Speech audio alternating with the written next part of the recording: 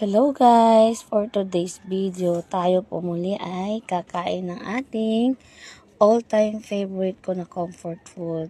So yan po guys, ang aking paboritong lettuce wrap na may kilawin na salinyase, tapos nilagyan ko po ng hipon at meron din po siyang talaba. At yan po ang ating panggulay, pipino, kamatis at sibuyas. So yan po guys, pag ako ay pagod at gusto kong kumain ng maharap, yan po ang aking pinaka-favorite, ang lettuce wrap ko na seafood.